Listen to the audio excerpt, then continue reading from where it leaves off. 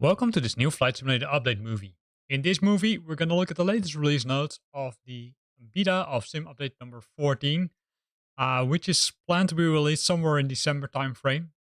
So first of all, there's a known issue with it, which I would say you likely will face, is that the assistant settings will be reset to the default each time you launch the player, which also mean what I also figured out is that the assistant settings in regards to the, I would say, for example, Copilot answering the ATC is also broken.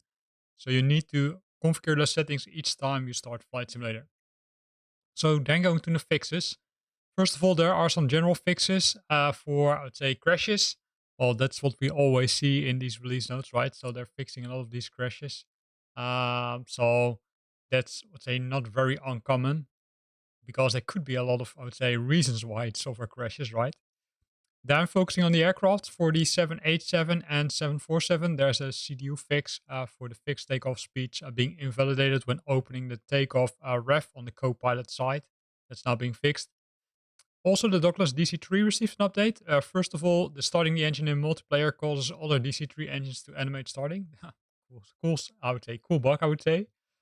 As well as they fixed overlapping words on the warning labels inside the cockpit and on the rear cabin door, right? So there are some warning labels which were, say, kind of overlapping, and that's what they call an enhancement. Then they fixed an issue with the radio altimeter appearing off above 400 feet, as well as the classic 8-way quick view controls are fixed during the flight, so you can use the classic views, quick views. That's, I would say, a lot handier. Then they also fixed the fuel pump does not indicate fuel flow from cold dark until after mesh switch is engaged, right? So you needed to switch the mesh switch, and after that you would see the fuel flow indicator to, let's say, show the correct indication, as well as an improved low resolution text in the enhanced edition cockpit, right? So the enhanced edition is, I would say, the kind of, I would say, further developed version.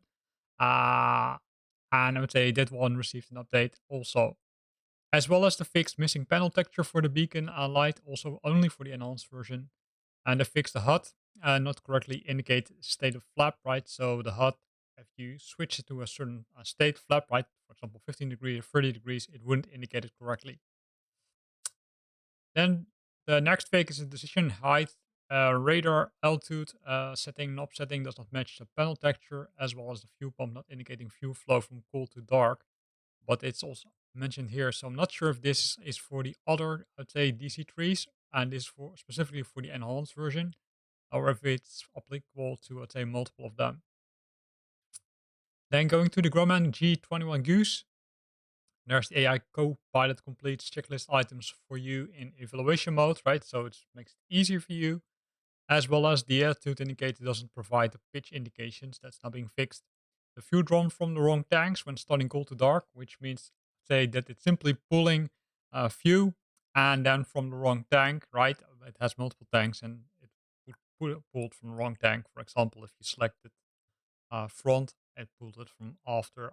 I think that was what the issue was. Next one is the part of the tool tip description for the magneto cutoff was not localized. And the last one is the unable to toggle the taxi light in the cockpit must use key binding. So you wouldn't be able to say do that. And you could use a key to switch it on or off, but now you can do it using the toggle button. Other than that, not so many fixes, but I would say still an interesting list, right? Several aircraft fixes, as well as one general fix which prevents crashes. Here ends this video. I hope you liked it. If you liked it, then consider to use the like button. If you had questions or comments, then feel free to post them in the comment box below. And if you want to stay up to date about new videos I'm posting, then make sure that you're subscribing to my channel. Thanks for watching and see you next time.